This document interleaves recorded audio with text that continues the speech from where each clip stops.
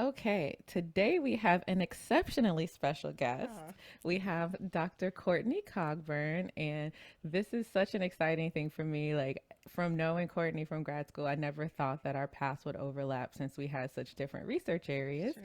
She's from Oklahoma City, Oklahoma, and she's currently an associate professor of social work at Columbia University School of Social Work. So her education, she received her bachelor's in psychology from University of Virginia, her master's of social work from the University of Michigan, and her PhD, she was in the CPEP, or the Combined Program in Education and Psychology, at the University of Michigan. That's where I met her. And she also has trained at Harvard in various capacities there. So currently, her research uses technology to characterize and measure racism and evaluate its effects on mental and physical health. So she is the lead creator of 1000 Cut Journey, which is an immersive virtual reality racism experience that was developed in collaboration with the Virtual Human Interaction Lab at Stanford University. And it actually premiered at the Tribeca Film Festival in 2018, and it was featured at the New Orleans and the Los Angeles Film Festivals. Fancy. Fancy. She's so fancy. I don't think we've Oh my had gosh, when I anybody first got like from my the actual Tribeca film badge, festival. I was so special. So special. So she's an excellent keynote. We had the opportunity to see her at a conference before the vid, and I was just blown away by the work. And we were like, we have to have her on the show. So here we are. Yay. She's well funded to do all of this research. Lots of big names fund what she does, and we're happy to have you. Thank So welcome, you. Courtney. Thank you both. I'm so excited to be here. Dope podcast. Yay. So I was telling Jeremy before we started that I had to give a Courtney story. I don't know Oh if you no, remember what this is or it? not. She said, "Oh no." Oh, this is gonna be It's good. not an embarrassing Okay, 'cause story, I'm but sure it's I have them. just so my like first I remember like substantial interaction with you at Michigan. It was I believe like we were doing this volunteer thing in Detroit, and we had to like rent a van or something and go to Detroit and like tutor these kids or do something. I It was forget what Hurricane happened, but Katrina. People had been displaced. yes. Yeah. Yes, Mm. and people had been displaced and they were staying at like one of the hotels Mm-hmm. that was downtown. And so we had gone and like volunteered and we're about to go back. And Courtney's like, "You want to see Detroit?" And Detour. so she gives us this tour because it's like me and some other like first years who we hadn't really like explored. It's like our first year there at Michigan, and she's like, "This is Southern Fires. This is the cool restaurant. This is this," and she's giving us this whole tour. I'm like, I really like this Courtney because she could have just drove us all right back on home, but I just remember you kidnapping the van for the social activity to be like, or for the volunteer activity to be like, "Hey, who wants to see Detroit?" That's So. so. I remember that now. Yeah, I think this probably feeds into the podcast. I don't follow rules, so Hey, it works. I knew it was part of some theme. It is definitely part of some yeah, theme. yeah. So, yeah, That's so cool to as we, hear. I didn't remember that until you told the story. Yeah. man, that's always my picturesque. Courtney is not following the rules. She is just going to take the van and say, "You know what? I'm gone." Okay. But so doing everything that you're doing right now, when you were growing up, did you have any idea that this would be your path? No, of course not. I don't even, when I was a kid, I would say I wanted to be a chef, a pediatrician, and a flower shop owner, like all three at the same time. Hmm. I know, so Interesting. random. Chef. But again, that maybe that's a personality thing, like a little I feel like eccentric those could and happen. just doing my own thing. I definitely can see chef and flower Chef situation and being a flower, good marry of things. yeah. Mm-hmm. Not sure about the Pediatrician, I don't know, pediatrician have a piece. little, yeah, little clinic, In her spare little time, clinic on the pediatrician in her spare side with the time. flower shop. Yeah. Mhm. But no, I hadn't planned on this. I do think at some point in high school, I started to think about a PhD specifically in psychology. But prior to that, I don't think I really had any idea. Hmm. So what like pushed you into psychology? I think the typical psych major story. I like people. I like to people watch. Human behavior type of thing. But I did, start to notice some really interesting dynamics among my friends that I think made me interested in development. So I had a few close guy friends, for instance, and noticing changing dynamics with their fathers. And the same with my friendship groups, like in shifts in dynamics. And I think all of that was just really interesting to me. Why is that happening? What's contributing to these developments? And I didn't really have language to talk about that or describe it, but I noticed it, and it was interesting to me. And so I think that was my first kind of push into this. And I also had a moment in high school, literally like stopped in the hallway and said to myself out loud, "Who am I?" Wow. It's like, what are you doing? Like, who are you? I was on this like popular kid shtick, and playing into all of that, and I just had this like a little bit of early existential crisis. Like, who am I? So identity was important. What was shaping who I am? Again, like what's changing these dynamics? So all of that, I think, was noticeable to me and interesting to me, beginning in high school. Interesting. Yeah. So you said that you in high school said, I want to get a PhD. How did you even did you know someone who had a PhD or graduate degree, or how was that even on your radar? Yeah, my brother has a PhD. He's 12 nice. years older than I am. My mom was ABD. And so I was familiar with the degree. I was familiar with that path. I didn't really understand it. Like, what do you do with that? What does that mean? I think I just, I've heard of this thing. That sounds cool. Right. It's I'll you've do been in that. school a long time. Yeah. Yeah. My brother has a PhD in political science. I've seen him do research and go, travel all over and do these interesting things. And so he was definitely a point of reference for me for the degree. But I don't think I really understood what to do with it at the time that I said I want a PhD in psychology. That just seemed like the best and the highest thing you could get, and I wanted to do that. You were like, I'm going to get the gold medal. Whatever the gold, whatever the gold is, I'll do that. Yeah, and I think the clarity around that. There's probably instinct, right? There's some internal sense of this is a good way for me to go, but the details and specifics and the exact form of that certainly just took shape over the years, and is still taking shape. So did you grow up in Oklahoma? I did. Yeah. Or okay. Yeah. Okay. I'm just No, asking. I grew up in Oklahoma City. My family, I don't know if y'all know, Oklahoma has a lot of all black towns. Yeah. And so my family's from not a historically all black town, but a predominantly all black town called Arcadia. So I grew up in that context. My cousin was the mayor. My uncles were the, wow. the fire department. In quotes, they didn't have a truck. They would just show up and help out. That's cute. I mean, there's no stoplights in this town. It's tiny. Wow. But my great uncle owned a lot of land in this little town, and so my family just lived in this town. Although I grew up in the city, but yeah, it's a big part of my identity. It's a big part of how I see myself, and it's been interesting. Like Lovecraft Country, Watchmen, talking about Tulsa and sort of black cowboys and that whole kind of black Southwestern culture becoming more prominent in public discourse has been so interesting to me because it's a part of black culture that I think most people aren't very familiar with. They really are not, and it shocks people, I think, to learn about black cowboys specifically. Like literally, my cousin's riding rodeos. My cousin just posted a picture. I would show you if I could. Just post. Somehow that's not our culture. That's our culture. To most people. It is though. And at first, I lived in Chicago for a little bit and saw black people on horses on the south side of Chicago, and I was like, "What is happening? What is going on?" I mean, I have the warm fuzzies. This makes me feel very comfortable, but it was shocking. We are in a major city, and there's black people riding horses down the street. So it's it's more it's more common than we think. Yeah, that's so cool. That is pretty cool. So, I forget, where did you go to college after your time in Oklahoma? I went to the University of Virginia. That's a long way away. I only applied out of state. Wow. Once again, irreverent.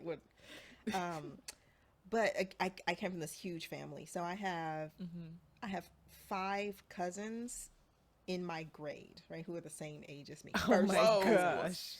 And at my school, I had first cousins in every grade above and beneath me for every year of Oh school. my So my family is goodness. massive and we're very close. And that's awesome. You know, showing up ninth grade, you got a whole crew, you ready to roll. Which parent is this? Is it This is both my of them, mom's, or my is it? mom's family. Okay, I The figured it was one or Arcadia the other. country Yeah. rodeo family. Okay. My father's side are more city. But that's nice, but it's also like comfortable and very familiar. And again, this identity existential thing I was having, I was like, I don't think I can grow here, right? I don't think I'll stretch or ever be uncomfortable here. I'll just be more of what's expected, more of the same, you know, the same people from my high school went to the colleges in Oklahoma. So I think I did apply to University of Tulsa as a backup, and I applied to University of Tulsa because everybody else was going to OU or OSU. But You're like, I'm not going. I'm not going. I Right. want some I'm through with space. y'all. This I has don't been blame awesome. you. Yeah, so that's how I ended up at UVA. And I actually, my brother, who's 12 years older, was in grad school in DC, got me an internship in DC at the Children's Defense Fund. And Oh, I met this cool. dope woman there, young lady at the time, just like me, who was going to UVA. And I thought, she's dope. I want to be dope. I'm going to. Yeah, I'm gonna go to UVA. Dope people go Dope, to dope UVA. people go to UVA. It's that simple. That is I met some cool. pretty cool people from there. I can't disagree. Oh, that's good. Not just me. But she just seemed so confident and had it together and seemed so clear about her choices and decision. And I think for me, I think I was 15 or 16 at the time. That just felt like, yeah, I want to be that. I want to feel like that. Black woman, young black woman who was doing this internship as well at the Children's Defense Fund. So yeah, that was why UVA even was on my radar, because it's a common school for people in DC, and so then it was Yeah. on my radar too. So did you apply for like a psychology bachelor's degree program? Like what program did you enter into? I entered in psychology, but we didn't have to apply or declare right away. But that's what I wanted to focus on, and I started doing research I think my second semester of my first year. Wow. Oh, that's really So good. started right away. Again, research family. So it's one of Yeah. those like, are you doing research? Are you in a That's lab? really unusual though. Yeah. It's common in psychology. So psychology, when you're entering a psychology PhD, you're really expected to have a strong idea about what your independent line of research will be by the time you start Wow. the PhD. When you start, like you walk in the door, like, hey, guess what? This is what That's I'm great. working And it might on. change, but it'll shape who you choose as a mentor, who chooses you. You might shift around within that, but you need to have, and the most competitive programs, you have to have research experience going in. So people, it's common in psych to start I've early. heard that.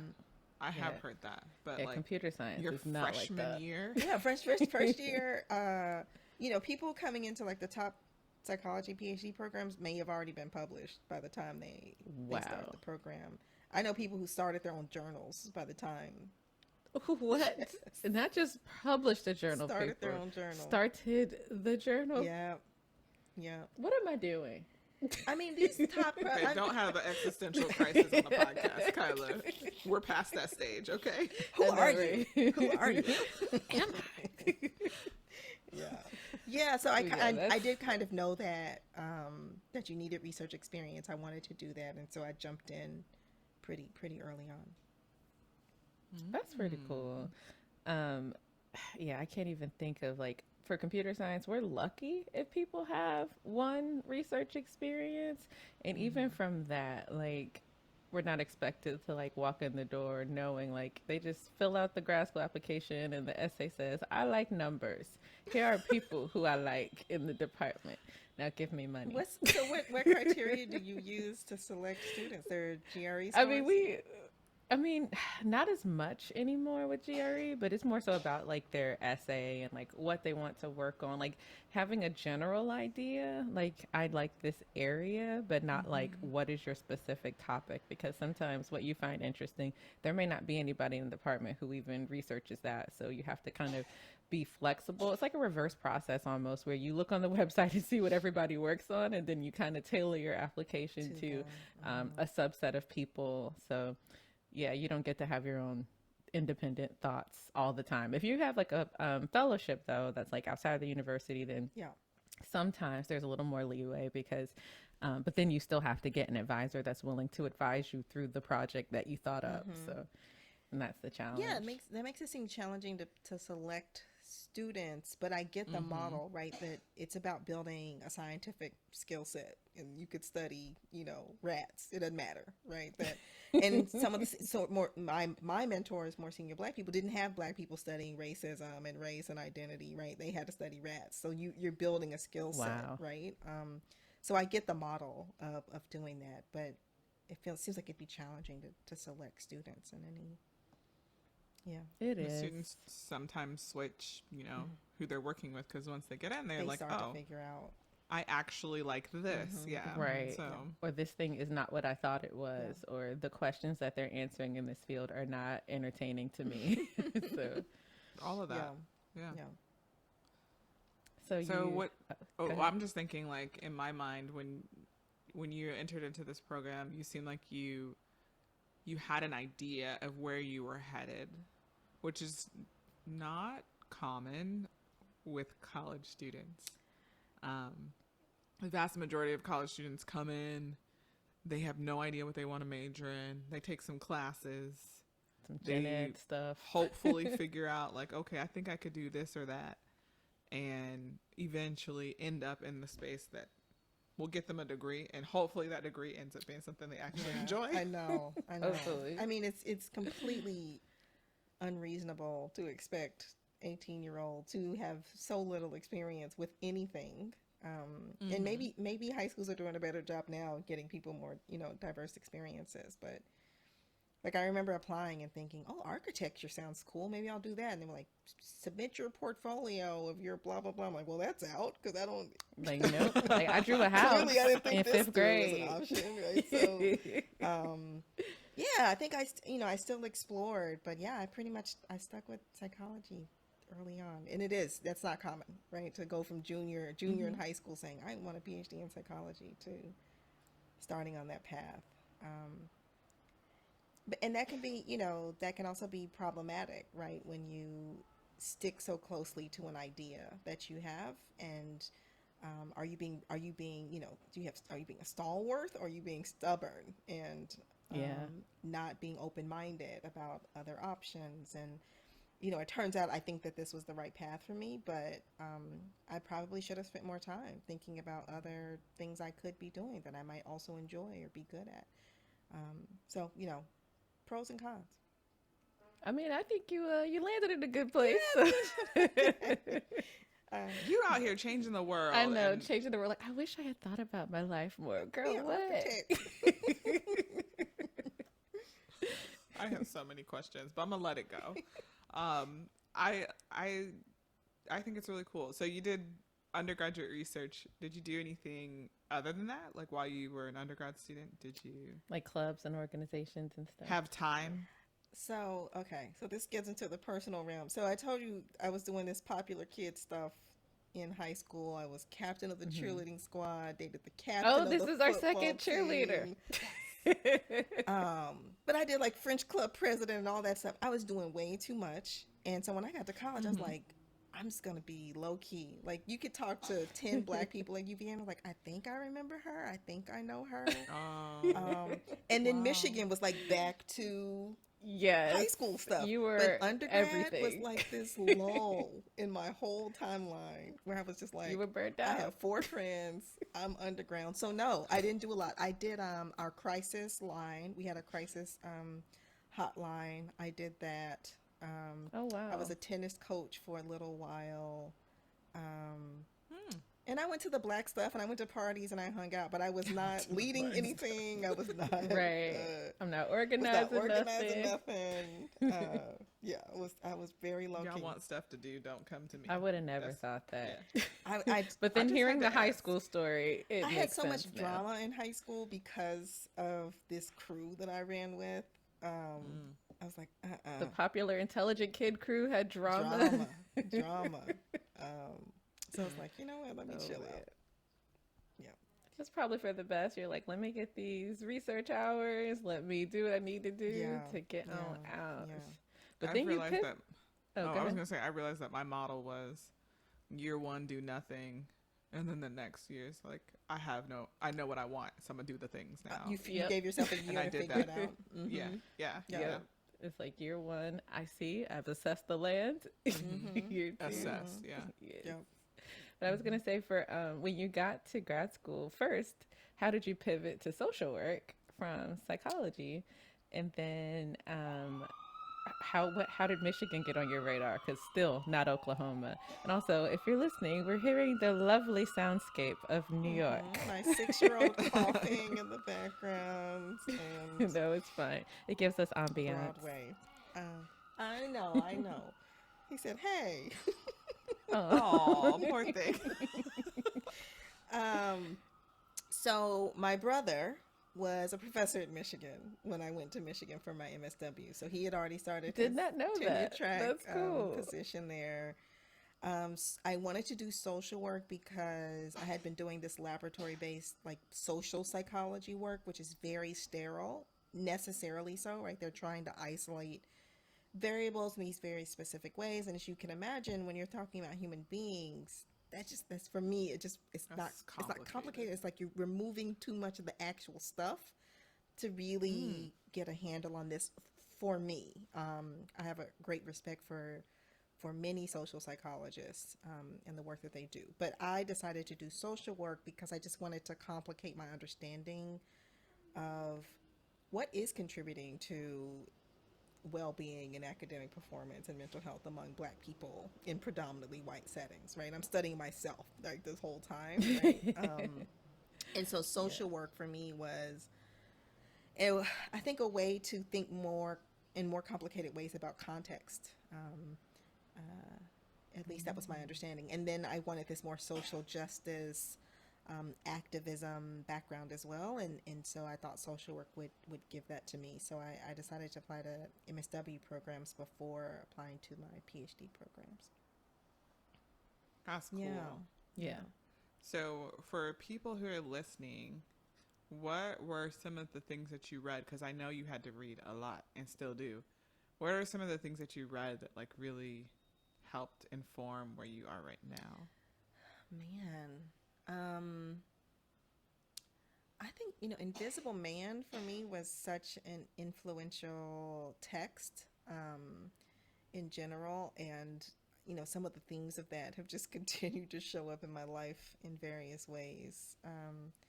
So that really jumps out as a significant text. And even in high school, my brother gave me this book called Monster, and it was about a guy who was a gang member who had been incarcerated, and then reflecting on his time, his whole life after being released, and wrote this book. And I just thought, what a phenomenal person, right? To um, it in talking of social work, right? It was such a complex representation of a human life, and how Mm-hmm. does one person get to where they are. So I think that text was really important for me in the back of my mind, really, in terms of wanting to understand human lives in really complex and nuanced ways. And really, when we think about Black folks in particular, not reducing them to some outcome, be it Mm. poor health, be it imprisonment, be it whatever, right? That the ways people get to those points or get to those positions are really, really complicated, and it's important for us to understand all of that. And so I think, both of those texts have subconsciously shaped probably a lot of what I do. No, that's pretty cool because you are 100% right. Like, it's really easy to distill people down to, oh, you have this background, you have a propensity for blank without thinking about all of the other social factors that are at play Mm-hmm. that get people where they are. And yeah. And we do it, right? And we don't do it on the other side of the coin either, right? So, for Mm, instance, when I talk about DEI, I'm like, why are y'all so focused on underrepresentation? You could be talking about overrepresentation. You could analyze that, right? You mm-hmm. could Right. analyze that. So how'd y'all get there? Are y'all That's a whole qualified, right? mechanism. Like, so, Right. we could be we could shift the lens. Well, Yep. Um, so all of that's important, right? mm. All that nuance. You didn't just you're not just better. You didn't just happen to get. Yeah. Like, let's unpack it. Let's do the math. Yeah, on it's it. like whiteness is the norm, and then anything that's not has like this deficit Yeah, mentality behind it. and then whiteness gets to quietly sit right as this norm, Yeah. invisible. And there's so much in being invisible. There's so many benefits to that, right? Your abilities are not up for question. They're, it's just, Right. Oh yeah. and the comfort of that counts for a lot. I was talking to some first generation students here at Columbia, and I was telling them that one of the biggest advantages that everyone else has is not that they're smarter, it's that they're more comfortable. Right? They're more familiar, and having spaces shaped for you, and you're familiar with them, and no one's questioning your ability or whether you should be there, is not an insignificant amount of bonus points, right? Yeah. That helps you Yeah, get because through. that affects your mental state, and like you can't get things done if your mental is always like got your head on a swivel. Like, all right, who's gonna come at me today? Who's gonna, you have that Yeah. extra burden. Yeah. Yeah. We just left like Mental Health Awareness Yeah. Month, right? And in an episode, a few episodes before this, I was talking with my friend, Makita Phillips, and for me, she was very pivotal in that she entered into a conversation with me about mental health that pushed me to go to therapy. And I'd been before, but like I didn't realize where I was at. Like I didn't realize where I was emotionally and how triggering and traumatic just the space I was in was every day. Like just walking into the space was causing a physical reaction Oh to my me. gosh. And like that's one of those things where it's like, okay, no one else is going through this. Like nobody Nope. else is experiencing that. But I'm not the only person who looks like me who is also experiencing this. That's a problem. Yeah. Yep. I remember and it's so hard to explain that to people, right? People use the words like microaggressions. It sounds like little stuff. No, it's everything. It's Yeah. the air, right? It's Exactly. It's not that thing, this thing. It's the air we're breathing that's shaping how we feel. And I had a very similar experience when I was in my MSW program. I was working in a Black research lab led by Black people, full of Black students, and that's one of the luxuries of being in psychology at Michigan. And then when I actually started the PhD program, I remember walking to the same building that I had gone to every day to work in this research lab, but I was going as a student, and I was going to be around white people, and I could feel it in my body, the shift. The same door, same building. So it's the same Wow. thing for me. So I did undergrad at the same place and walked in the same building and the same door, and I was fine. Everything was great, like I had a wonderful undergraduate experience. But just a few years later, it was like the cloud of darkness began before I got to the building. Wow. Like I could could feel it, it was almost like I felt it as I got closer and closer and closer. It got heavier and heavier and heavier. And I think the other thing, related to mental health, that like high functioning folks, because we going through grad school, She knows going me. Yes. through competitive programs, we're used to carrying a lot of weight. Yeah. And I feel like our breakdowns can be more sudden because we're so used to holding so much. So it feels like it goes 0 to 60 as opposed to a gradual breakdown. I feel like in our peer group, I see it happen more suddenly. Like either, and I'm using breakdown very broadly. Like it'd be like, check out, stop Like, I'm responding just to the done with this. email. I Yes. ain't got it, which I have done. Like, I'm gonna go I'm sit gonna in sit in this this house, house. in this Auto-reply. apartment. Right. I'm not opening the door. and so Yeah. because I we're may like, emerge I got for it, I food and got it, that's I it. got it, I got it, and then we're like, don't Yeah. got it. Don't got it.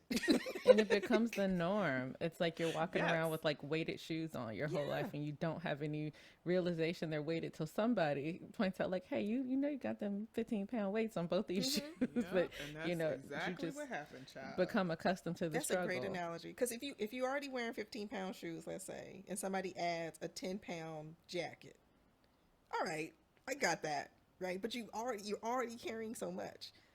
Exactly. If you've never had to carry anything and somebody adds a 10-pound jacket, maybe break down, right? Maybe that's when people talk Yeah. about white fragility, maybe that's what they're talking about. But Right, because we got resilience because we have been through stuff. We have carried weight right, before. but there's still only so much a human body can hold, right? Yeah, there's only so much. We are not just people who can just carry all kinds of invincible. That's the word. We are not people who can just carry as much as, I hate people use the term strong black woman, and I like the concept, but I hate the fact that people use it to be like, oh yeah, you're a black woman, you got it. You don't need no help. Yeah. I can just pile and pile, ask and ask, commit and commit, Yeah. and you'll get it done because you're a strong black woman. Like Yeah. that's One of my yeah, we one need of to do our away with that. colleagues in psychology in my cohort studied strong black woman syndrome, and Oh wow. pathologized it. She was like, "This is problematic. We cannot keep thinking of Wow. ourselves this way." Right? That's in 2000, 2002, 2003. I need to go look up that dissertation. Kia Thomas. 100% Hi, degree. Kia. She's Yes. in Florida too. Oh, that definitely need to look Yeah. up. So speaking of, doing all the things and holding everything, carrying everything, one grad degree was not enough for you. You had this master's in social work, and then you enrolled in CPEP. You started the PhD program in education and psychology. So get us there. How'd you get there? It was so the PhD was always the plan, and it was a little more disjointed than that. So and bringing back the invisible man reference. So I applied to the PhD program while I was an MSW student. I was working in multiple research labs while I was a MSW student. I took advanced stats as an MSW student. So the PhD was the plan. That was so the trajectory. You're like, I'm just here to hold up space. I'm just going to train for what I want to do next. Is it common to be in multiple labs as a psychology student or as an MSW? I don't think no, that is not common, and not for it is for an undergraduate psychology student, not for an MSW student. But I applied and kind of got word, I won't say how, got word back that I wasn't going to get in, and was told that one of my letter writers had written me a bad letter. What is it with And I knew who it was. I had had a conversation with her because we did not get along, but I still did good work in her lab. And I said, "Do you think you can write me a strong, positive letter?" And she looked me dead in my face and said yes. And I said strong, positive. Look, I'm not the first PhD in my family. I'm, I get I all know the words, the questions to ask, all the references, look me dead in my face. Yeah. I'm like, because I'm happy to talk about the work we did, but explain why I don't have a letter. And she's like, no, I can write a letter. And then it got back to me that she wrote me a bad letter. And she's like super duper full professor. Her husband's chair of the department. Like there was no way I was getting in. So I didn't get in. So I had to take a year off and do research because Michigan was the only place I wanted to go. Wow. So I took a year off. I kept doing research and I reapplied the next year and got in. Wow. And obviously you changed your letter writers, but Yes. people don't understand the impact of stuff like Run, black that. girl, run. That could have deflated me completely, and I could have gone and done. I'm gonna go be manager at Target or something. I could have just completely changed my whole trajectory. I mean, manager at Target is not sounding like a bad thing. In it for the discounts, I'm gonna work at Restoration Hardware. Right, really don't nice threaten couch. me with a good time, right? But no, I had a similar experience with the 10-year experience, and when I am over that hurdle, I'm quite sure I'll talk about it more. But similar kind of thing. Can you write me a nice letter? Here's my highlight reel. You know me. I train your students. Like you Don't come to play me me. with things. Don't play, and then people play. People play. People And play. it's like, it's like this, the letter, right? Closed letter. Take this letter, good letter of reference, invisible man, run, black girl, run, right? But that's the thing. Why waste someone's time if you know? Like the courtesy is to just say no. I cannot write you a letter. Versus, oh, I don't want you to do well, and I'm gonna make sure instead of just not giving you the letter that you need, I'm gonna sabotage you to make sure there's no Girl, chances. what is the psychology? Right, with what is that? Because that's what I'm trying to Well, understand. a white woman, very dominant personality, and I have a dominant personality too. So Say less. probably made her uncomfortable. but I definitely made eye contact when I showed up for orientation the next year. Like, hey girl, hey. Facts. Like, hey, let's do lunch. Like, you thought, what you thought. But it turns out, Man. you know, it really was a blessing in disguise, as these things often, you know, what's yours will be yours when it is supposed to be yours, right? And so I walk into orientation that following year. I do make eye contact and, you know, make all the effort to make her see Hey, me. girl, hey. Hey girl, hey. And then I start to look around. I'm like, there's a lot of Black people in here. I'm like, what is going on? There were 12 Black students admitted to my cohort across amazing. areas of psychology. So I think maybe there were 50 students across areas. 12 of them were Black, and we were all looking around like, Like, what happened? and we all came. Of course, you were like, it's gonna be 12 of us. Yes, we're coming. We're all coming here. Yeah. Yeah. So that's that ended up awesome. being my cohort, instead of the one I would have been in the previous year. So See, that was all you needed. yeah, which is a pretty dope way to That go is through so grad cool. school with that many Black people. I'm telling you, I was like, can I just be an honorary psychologist? Because y'all over here having all the fun All on the Central fun. Campus. Yeah. That's amazing. Yeah, it really was. And Kyla is still like the only. I mean, she's still Yeah. checking Still only only boxes. one. I'm like, wait, you the only I what mean- again? Like Again. Still the only. Can I get a partner or something? repeatedly Can I the get a- all only. by herself. Can I tag somebody? Yeah. Yeah. That's a rough. shame. Yeah. So how did the two of y'all meet? Like, at what point did that happen? Are you the same year? Was it this? I think, did you come in after me, I Kyla? think I was like maybe 1 year after you. Because I Yeah. think my first year in grad school, rather, I think you were SCORE president, or maybe you were president the next year. I was I forget. president of Everything's a community blur. service. So when we did That's that, right. I helped organize this New Orleans Yes. thing, Yes, Hurricane yes, Katrina yes. thing. So maybe that was one of the first times we met. I was think through that was the first Yeah. time, but that was my first year when you were organizing that effort. So But SCORE yeah, is Students of Color of Rackham, and it's like a Yes. student and group Rackham's the graduate for school. all of the So- graduate programs. So you know, Yeah. you can be the only, but come be a part of this larger group where the other two people in neuroscience and the Yep. other people over here are all coming together to the same space. Yeah. So. And we had a similar, like, so Rackham was like the overarching one. And then, like, the engineers, we kind of had our own, had your like, own basically thing, like yeah. a grad NSBE thing. But then we would, like, collaborate at times for stuff. So it was good. I was like, I did not know how to protest until I met all these social scientists on Central Campus through SCORE. And I'm like, oh, we mad today? What we mad about? Racist sneakers? I'm on it. What we mad about? Like, it Oh was my goodness. so serious. Oh, so y'all did this Yes. together. Got it. Yes. Okay. It was- Radicalized. And we had this listserv listen. that, like, people had to get, like, I had to start getting the digest because It's too it was much. so active. The Too email much, list was so active, but I am literally the person who tells Kyla no. Don't do she it. is. There's all a the whole time. community of people who are pushing her to do the Yes. things, and I just tell her, Kyla, you're not allowed to There do are the tweets things. that have not been quotes, but Good. they are they are in my drafts. But I they've sent been Jeremy one announced. today. I sent Jeremy one this morning. I was like, this is what I could write. I might. Me too, girl. I'm glad you have somebody. I used to have like one of my best friends, you know, Tiffany Griffin. She was also in psychology, also in my cohort, and we would sit in meetings, and she would be like, "Fix your face," like Oh, that's just funny. indignant, and you know, That is mad. funny. I mean, my Remember first my- protest I Look, planned my in high face is school, my face. right? No, Oh, middle wow. school. Middle school Oh. was my first protest. So- Cheerleader, What were another y'all cheerleader. protesting? They wouldn't pay for a bus for the cheerleaders to go to the away game. I'm like, you paying for the basketball players to go? So the cheerleaders organized them. We walked out of class and went and Oh, sat okay. in the cafeteria or something until they got us a bus. I love it. I love it. Oh man. Man. Okay, so It's- it's, oh, yes. it's a Through part and of through. your Yes, Yeah. through and through. But See, I'm a rule follower. I'm that child. Do not So break the I- rules.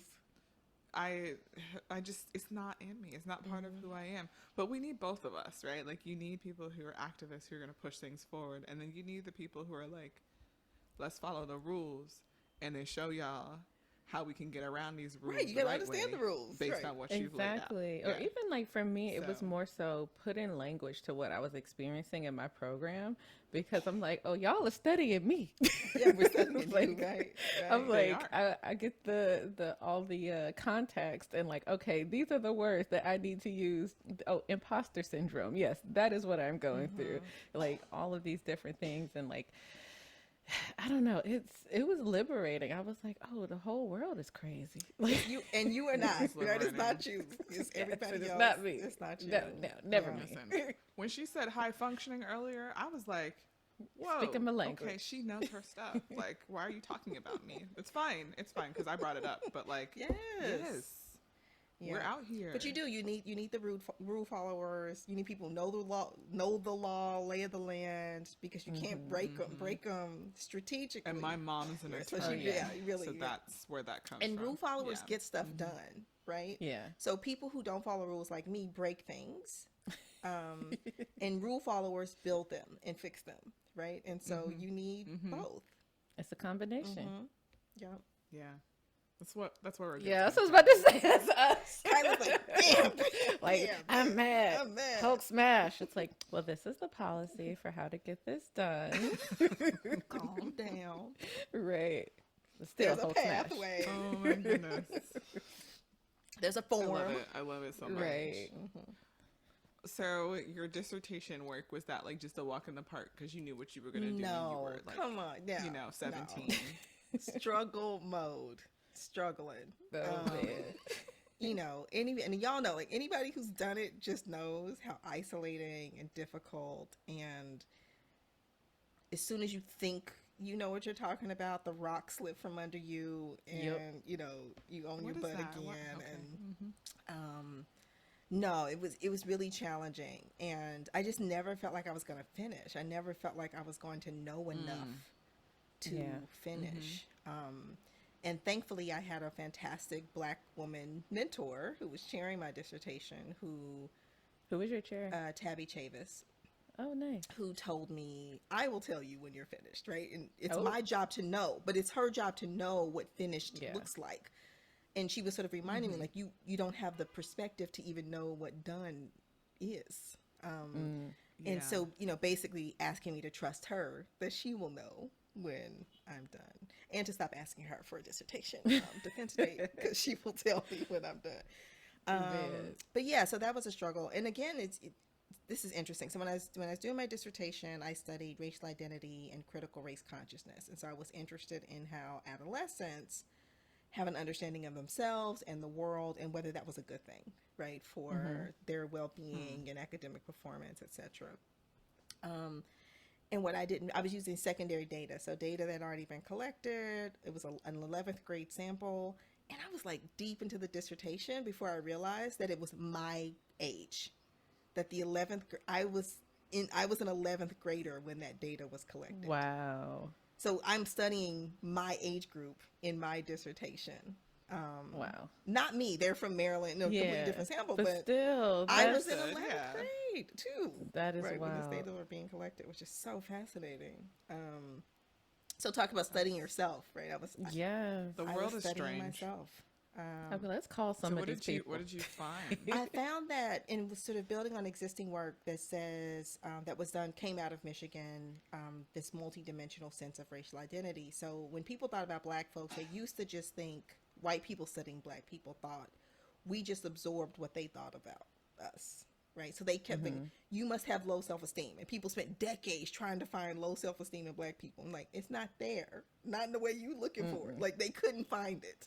And they dumbfounded, the anomalies. And I'm like, it's not an anomaly if you keep finding it over and over. Right, again. it just ain't right. That's just Yeah. wrong, right? We don't see ourselves the way we see Yeah. you see us.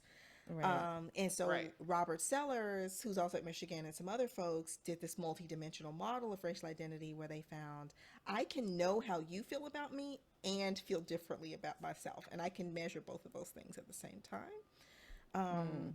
And so what we found in my dissertation and in their work generally, that people who have a positive sense of self, I feel good about being Black, and an awareness that you don't like Black people, is a good combination, right? That combination in terms of identity is a good thing. Interesting. Yeah, because that just makes me want to just destroy everything in a good way, right? Like, I see you, I know what's going I'm on. about to kill it. Yeah, I've seen Yeah. it acted out. Like, oh, you don't think Right. I can do You don't think I'm this? supposed to be here? Great. Right. I'll set up a camp Okay. here. Say less. Y'all ready? Right. Right. So I was adding to that to think about consciousness. So not only what do you think about me, what do you feel about Black people, but what do I understand about the world and how it works and functions as it relates to race and racial inequities. And is that a good thing, right, as an 11th grader? Or is that something you should get later? And what I find is that when it's in combination with this strong sense, positive connection to the self, an awareness that other people don't necessarily see Black people that way, that this higher degree of consciousness can actually be a good thing. But it was a range. You know, there was people in the sample who had a lower critical consciousness, but had these other pieces who were still okay. And so I think, you know, it's something that probably can develop over time as well. And I never got around to doing that study where I wanted to see, this is a cross section, right? They're doing fine in 11th grade. What do the people who had early consciousness look like at 30? And we actually have those data in the sample, right? It's a longitudinal sample. That's Yeah, cool. I just moved on to other things, but I got time for that. yeah. But it's Someone else interesting to can think do like, is it good in the long term? Does it pay off, or I don't know? Yeah, it could go either way. I Yeah. could see it going either way. That's really cool. I could definitely Yeah. see it going either way. Because it's like, you know, I was thinking about it recently. I have a 2-year-old, right? And so it's so interesting to watch a human grow and like how they learn and what they perceive and don't perceive and what you think they perceive, because it's like totally different. Like I feel like she's not paying attention to stuff, but then I realize like how she behaves is very much like based on where she's situated, like where she's at. So my grandmother passed away earlier this year, and she went to the funeral, and she knew everybody was sad. This is before she turned 2. So everybody was sad. She didn't like it. And she spent most of the time trying to make us happy. And she came back and she was like, everyone was sad. Like, mommy was sad. Papa was sad. And so I didn't know that she could, it was like she felt it in her being and she wanted to fix it. And she's giving everybody hugs and kisses and all that stuff. So like even at that age, their environment tells them what's going on. And they know like, she knows when I'm sad. Like she can tell when I'm unhappy. Or she'll ask me if I'm angry. She's like, are you mad, mommy? Mommy's not mad. They Right. absorb, they know so much. And we can Yeah. underestimate these little people if we want to. I'm done with that one. I have She's been humbled far ahead. many times Yeah. over. Yeah, And we even have, with you know, the doll culturally, it's like, you know, experiment. they've been here before. You've been here before, right? It's a saying we have in my Oh, family. It's yeah. like, yeah, I don't know. I'm a psychologist. I'm They've not a been here spiritualist. before. This one, most You definitely. may have been here before, little man. But yeah, they absorb so much about what you say and what you do and how you act and how you express yourselves. And I think But that's it too. That's So it too, right? So you're if you're talking already about seeing it people who are then- like, and the same thing, like I remember him Yeah. using some phrase I used once. It's not even something I say regularly. He used it. I'm like, Right. you used that one time and you're repeating it. Which by the time you get to be like 16, 17, you've seen, how you perceive not just your house, the yeah, world. the Yeah. world. Right, which is why some people push so heavily against parents, you know, wanting to be colorblind. It's like, yeah, that's cute. Meanwhile, they are making meaning out of patterns that they're observing in the world. And if Exactly. you don't explain what those patterns mean and why we got to that outcome, like I talked about earlier, they're going to come to particular conclusions, right? So my nephew lives in a white suburb of Maryland, came home, I think he was like 5, and said, why are the only Black people in my school janitors and cafeteria workers? Wow. So he said that out loud, and so now we get to process that with him, right, and explain that.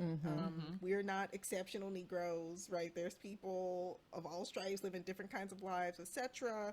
But if we don't unpack that, then white people are this, and Black people are this, and that's just how Right. things shook out. Yeah.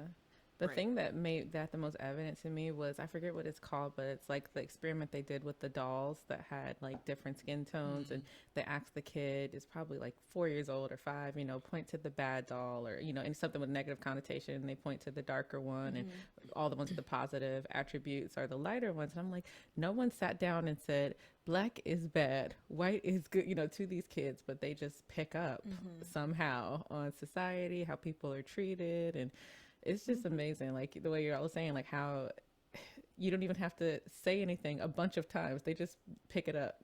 And in that study, what's so important is that they are essentially giving you what they think the right answer is, and so that work has been complicated later in the sense that, remember, I just said what I think you think about me is not necessarily what I think about myself. In that study, they never asked them what they think about themselves. They just asked them what bad is. So they're not getting to. So those kids could Use use their own language to describe themselves differently.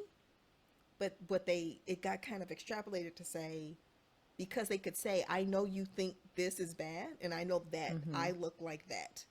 So for us, on this multidimensional racial identity scale, that would be public regard. I know how the public sees me. I know what the public thinks bad is. In that study, they never stopped to say, how do you feel about yourself? Are you good? Are you bad?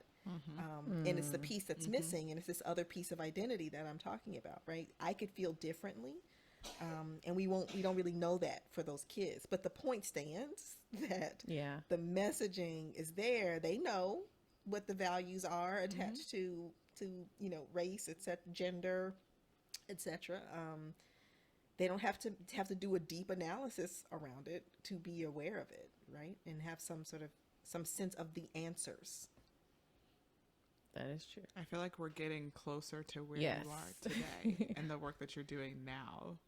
So I would love to talk about that, because I remember, first of all, just we were at the NCWIT Summit that year, and I felt really fancy because they had just interviewed us. Oh, and yeah. Kyla and I were matching. We were matching that day? And yeah, we were matching because I don't know why. We just were.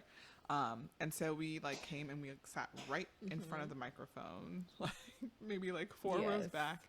And Kyla's like, oh my gosh, it's Courtney. I didn't even know she was going to be here. And I'm like, who? Huh? What is she talking about? And then like literally you were just about to start talking. Like she's telling me this. And then you start talking and you see her in the crowd and you go, oh my gosh, it's Kyla. Hi, Kyla. That like made my whole life. I was like, before you started your talk, and it was just so funny because like someone had just introduced you and done like this really formal like Dr. Cogburn and blah blah blah blah blah blah, and you're just like, oh my god, like, oh my god, yeah. I'm about to run the stage like, yeah, girl, you doing it, girl. Yes. You know what? I think we stand on the shoulders of so many people who made authenticity possible for me. And I am not going to waste it. Yes. I loved it. I loved it. And then the talk afterwards, I was like, girl, you know this girl and you haven't asked her to come on this podcast. But that's like, the thing. I didn't know that your research had turned to the VR direction. So like hearing it for the first time, I was like, yes, this. So let's talk about that. Yeah.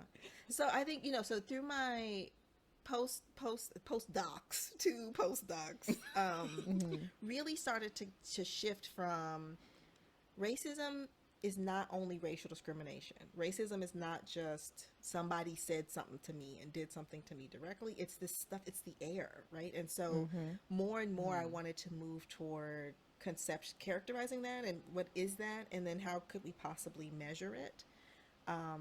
Because if we can measure it, I bet we're going to find it has an effect on health, right? So we're talking about like the feeling you had in your body walking up to that door is racism, right? That's also racism. I would call it cultural racism, which falls under this umbrella of structural racism. It's ambient, structural racism, right? It's for sure. It's in the air, and that affects your body, and staying in that building affects your body. And the thing that person said at lunch that you still will have your heart rate increase when you recall that story is still in your body, right? And that has implications for health. And so my work wanted to move toward what is that? How do we measure that? What have other people said about this, right? How do we measure it?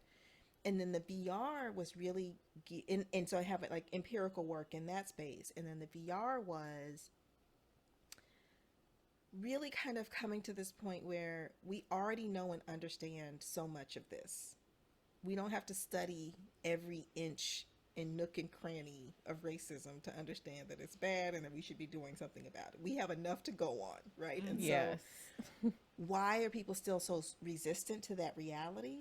Why white people in particular don't get it or actively resist it?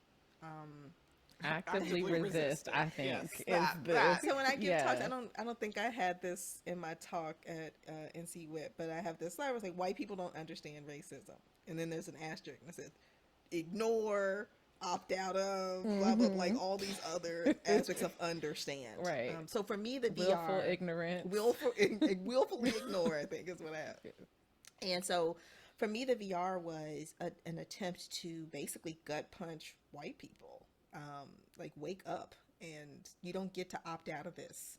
And it's so interesting when I think about when people talk about the VR, they often talk about it like what it's like to be a black man, and that's not the experience at all. That ain't it. It's what it means to see racism from a black man's perspective. Yeah. If I want to show you something about being a black man, which I wouldn't be particularly qualified to do, that's not what I would show you, right? I might put you in a barbershop or with your friends or, being a dad or any number of other things. Not that. I'm showing you white racism from the perspective of a black body, from a black perspective, which is really different. And essentially, I'm showing you yourself, right? So whiteness is in the piece. Racism is what I'm having you focus on, not the black body. I'm having you focus on the racism. So really thinking about how to pull white people into consciousness, and not letting them opt out in the ways that they have historically. And could VR help us do that in some way? Yeah. So what are some of the things that you saw? Because I know, virtual reality is used in lots of different contexts for like embodiments or getting you to get some other perspective. Like there's this one study where they have these architecture students design a space and then navigate the space from the point of view of a person in a wheelchair. And so then they had to see like, okay, can I get around? And then they had to later on design a space, and they noticed that like the spaces were bigger, the lanes were bigger. So there was like actual change. So did you see any results in your work that made it seem like, okay, these people might get it a little bit? Yeah. And so I haven't been able to really tap into the behavioral shift yet, and I can unpack that in just a minute. But what I'm interested in is not that they get it, but that they are more open to getting it. And so when I think about white liberals as my target in particular, they think they already got it.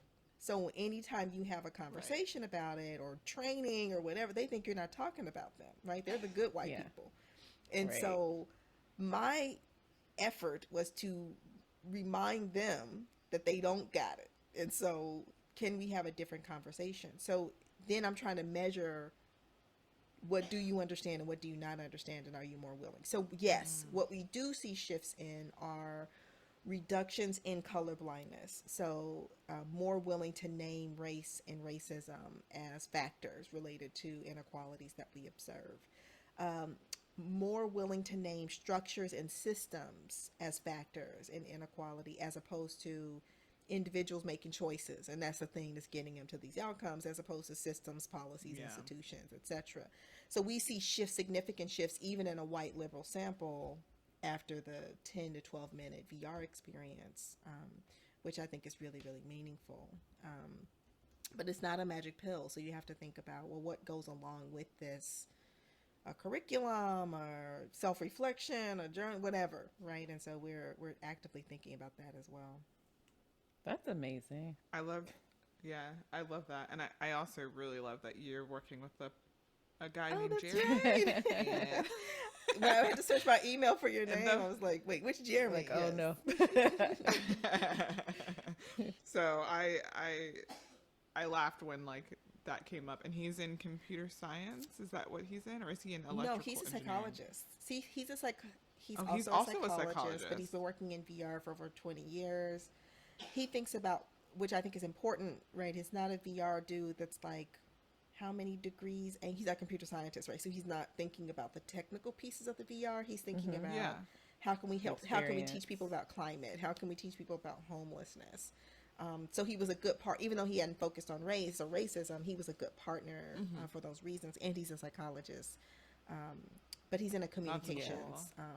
communications And department. see, like, this is what I love. Like, y'all are living in a very computer science heavy Yes. Yes. space. With Um, publications in like IEEE VR, yeah. ACM, Yeah, like y'all yeah, are owning it yeah, in this space. So you're in computing, yep.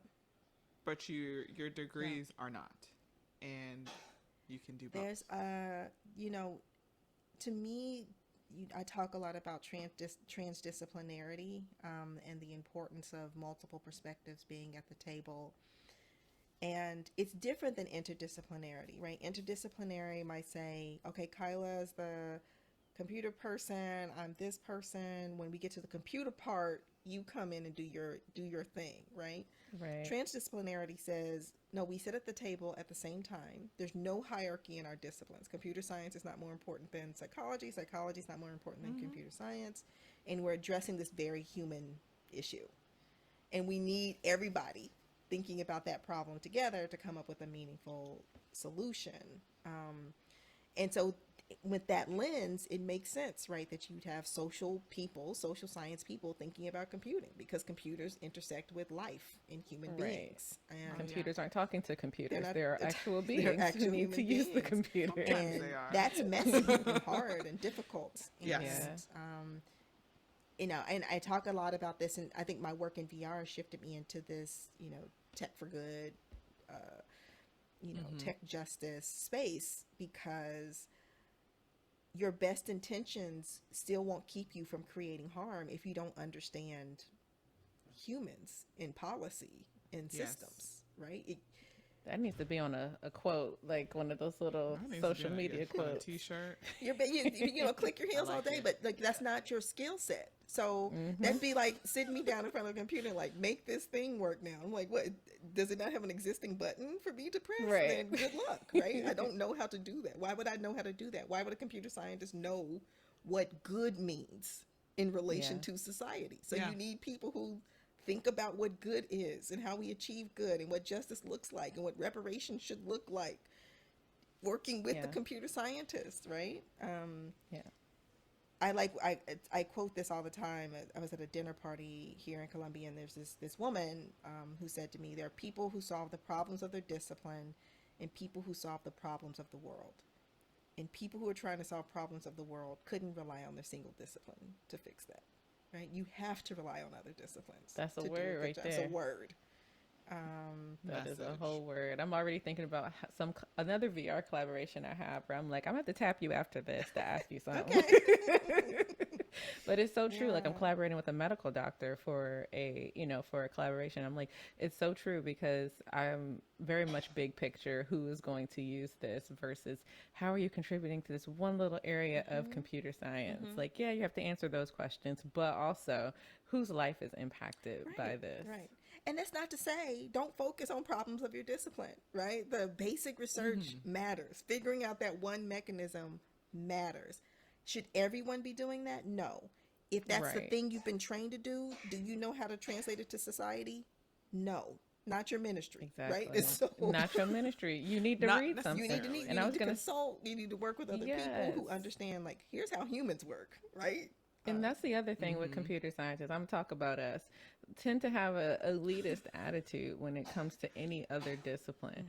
And it's like, oh well, I'm the computer person, so what I'm doing is harder. Like there's so many times where people think of like anything has to do with any sort of social leaning. Oh, that's the easy Soft work that you're not. sciences. Yes, the soft sciences, or you're not taking even people who work in human computer interaction. Just because there's a tinge of psychology, because you have to understand humans.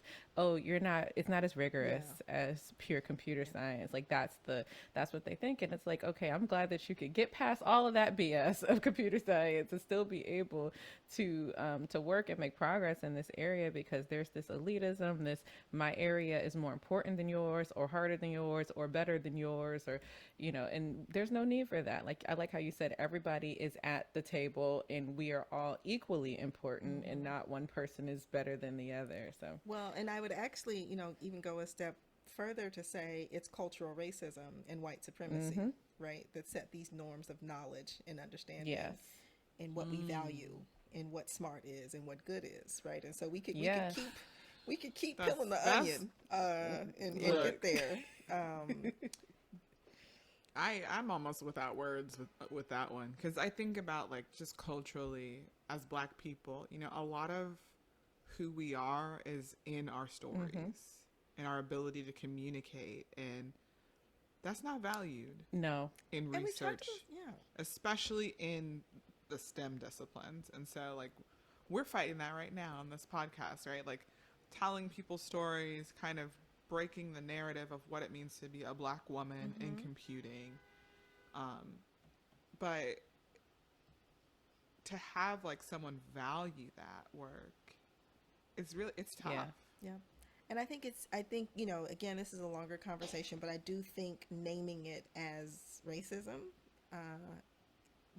it's important to make pieces visible in order to dismantle them. But if we just treat it as a norm, it just happens to be a norm. Where do we get norms from? Like, how did we come to be? How did the discipline and field of computing get established in the first place? And it trickles all the way down to, why can't we recruit blah blah blah? Because they don't want to do stuff that's not socially meaningful. Exactly. Where they feel and invisible. The research shows that where you feel invisible, people treat you as invisible, and there's no clear connection to how this helps society, because you got these old folks in these classes that I won't even start. Right, but I know you could go Just into it, let right? it go. Because if we're going to do it, we're more likely want to do it because we think it's going to impact my grandma, right? It's going to impact Exactly. community. And you can't tell me computing does not do that, right? And so Right. you can't tell me Right. data science doesn't do that. You can't tell me climate science doesn't do that. It does.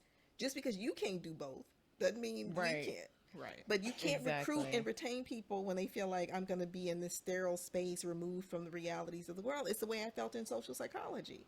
Like, this is not reality. This is not what I'm trying to assess. What is the practicality of what I'm doing, and how does it actually And it doesn't affect weaken change? it. It makes things more complicated. It is Yeah. messier. It is Yeah. harder to measure human behavior than, say, a computing process.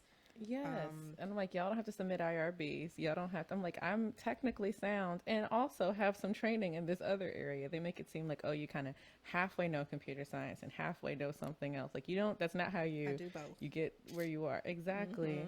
Like, I even had someone tell me, I won't name the name, but, I'm the first Black woman to, get a computer science PhD at Michigan. And he was like, well, you actually don't count because your work's in interactive systems. And I'm like, what? And basically saying, because what I studied had to do with people. Forget that I coded all this stuff for the process. Forget all that. I'm not a real computer scientist because I'm not studying what they think is important. And that, again, racism, that he gets to Yes. determine it. Right? That he This was a person that of he color. possesses This was a Black person that told me oof. this. Just, I have a paper called Appropriated Racial Oppression that might be And useful. I'm telling you, and I hope he listened to it, and we gonna have a Appropriated racial conversation. But no, oppression. it's 100%, like 100%. He's leaning into that and appropriating what's around him. This is what good is. This is what successful means. And that you, even as a man, right? That's always intersecting. That you possess some authority. Like you Right. believe you To hold some say. authority to tell me. Right? How you gonna tell me who I am? Are you? This is a whole other I'm podcast. telling you. So, yes. Yes. Courtney, so now are you doing that work? Are you still pursuing that work that's kind of at that intersection of psychology and technology? Yeah, I think, just kind of the way my brain works, all this stuff is meshed together with a healthy dose of humility, right? So I seek out support and expertise. I know my lanes, and people who are open-minded and want to work together. So yes, to me, addressing problems of the world requires these types of intersections. That's And super so cool. I help. Do you have like students from like different disciplines in your Yes. lab? Like, Yeah, what does that look so like? speaking of, so I've worked with a computer science professor here, and we have some social work students who work with computer science students, and we are working on a data visualization project. This might be one of the IEEE papers, Nice. where the social work students don't know how to program. They're not creating experience, but they know what data matter. They know what questions Mm-hmm. matter. They know if we're trying to represent an association between COVID and transportation, here's what we might want to do. And so then they're working and collaborating with the computer science students, who then go and create and try to represent that and then come back to us and say, what about this? And we're like, no, that's not really useful.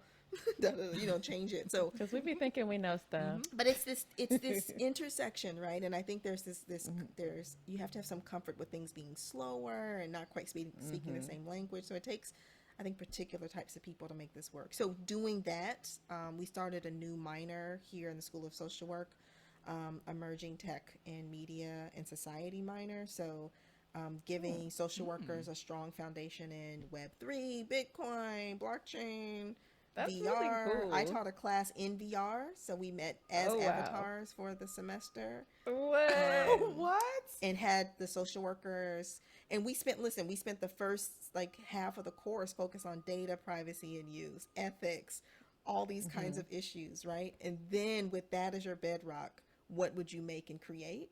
And they all had to create and just propose. They didn't actually develop anything, but just going through the ideation and giving them a sense of, I don't have to be a computer scientist. I don't have to be an engineer to feel like I have some sense of why this technology is useful. And in fact, you will imagine things that they would never think of and Yeah. imagine. And for me in general, just trying to create more pathways for people who are not technologists in their training or technical in their training, but applying So what they cool. know about people, what they know about therapy, or what they know about HIV treatments, right? Whatever it is, Yeah. bringing them to this space to see what they'll make and create. And I've constantly surprised and amazed at what they come up with. Yeah, That's really cool. yeah, I want to take the class now. Put on my little VR goggles and yeah. come. Y'all got a syllabus? I want to see. I have a computers and cool. modern society class, and I'm always like adding to it, or I'll see something or read something. I'm like, ooh, that's a good unit. Yeah, Yeah, yeah, I have to take a look at the syllabus yeah. or I'm something. 'Cause- happy to share it. I think it's been interesting to see what they create and giving them agency and empowering them that I don't need an engineering degree to have thoughts about this. Mommy, Hmm. can I watch on the TV? Oh. 5 minutes, okay? Okay, then I can watch on the TV. Mm-hmm. Aw. Baby. Tell them we Yes, said tell hi. her we Say hi, said come say hi. I was just gonna say we can close out. I feel like Yeah. this has been really. Hi. Thank you for letting your mommy come on. Oh, You that's can't right. hear You can't us. hear us. Your mommy, come on. Yes, Sharing thank Yeah, you. thank you. We hope you feel better. Feel Yeah. better. Thank you, baby. Oh, what a Aw. sweetheart. My baby.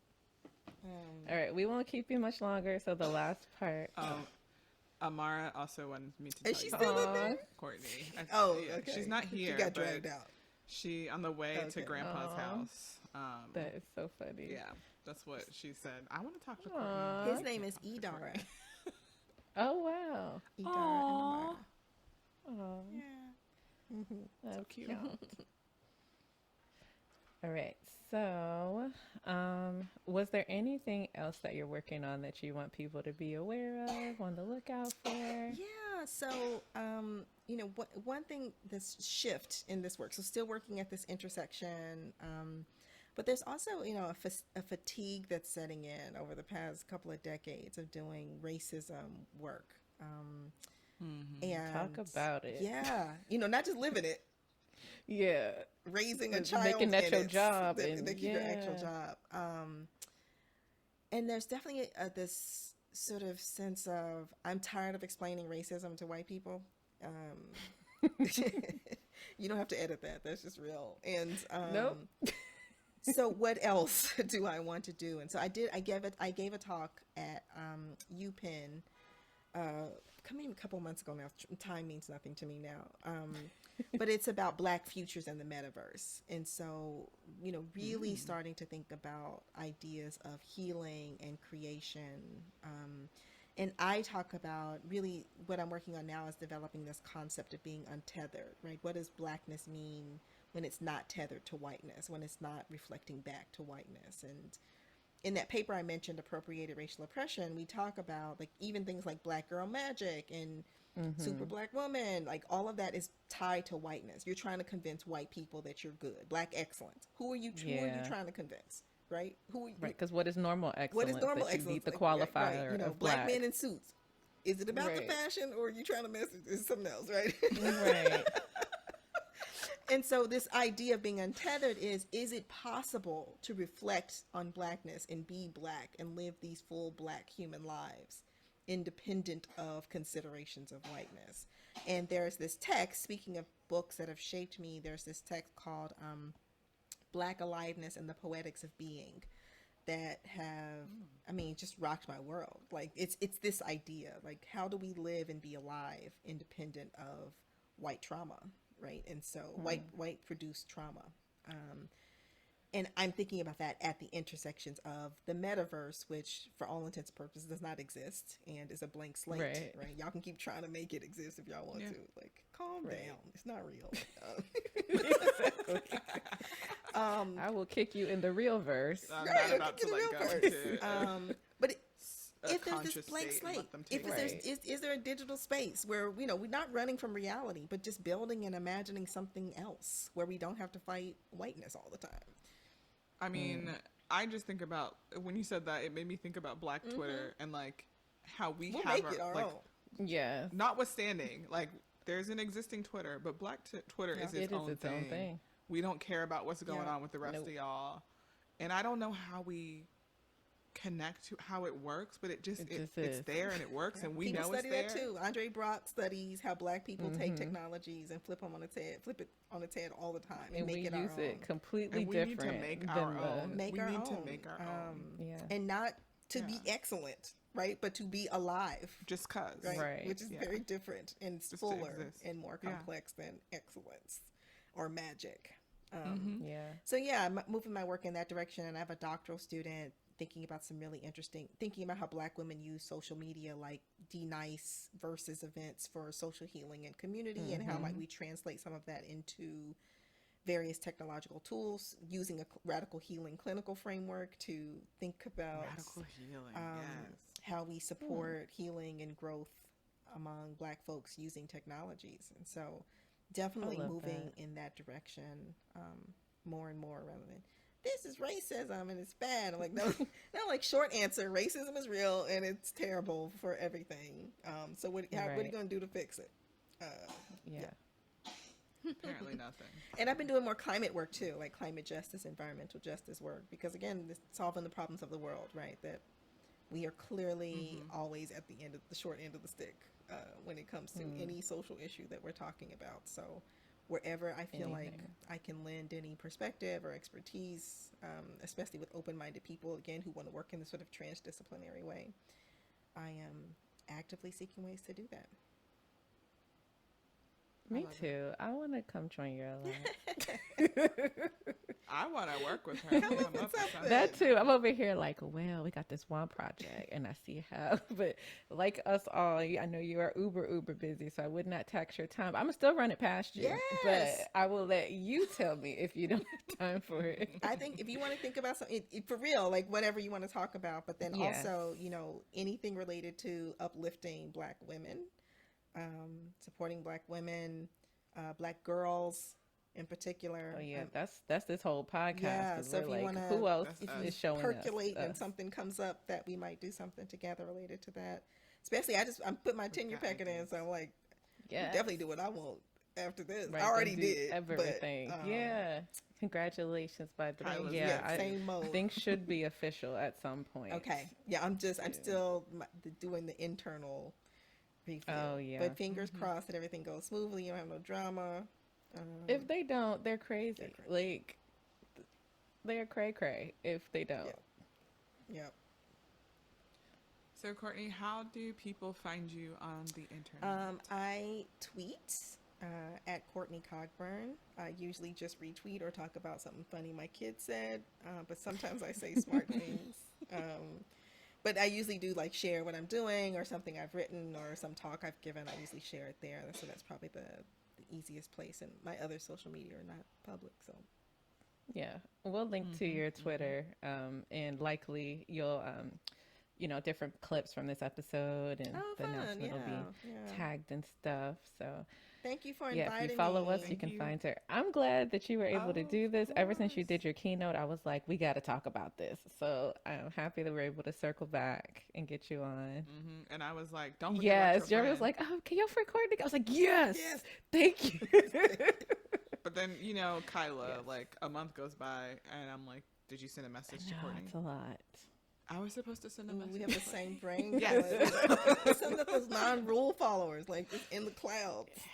It's Yes. up there. It's in Yeah. there. It'll get done It'll get eventually. done It's, but it's eventually. in Yeah. there. No, I'm glad. Thank you for your And it did. patience and scheduling and rescheduling and all of that. I'm glad we were able to pull it off.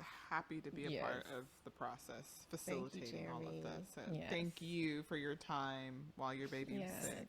He has this And cough, Hopefully, this he lingering feels better cough. soon. Yeah, we're gonna go get his medicine now. Alrighty. So Jeremy is gonna I'm hit gonna stop the button.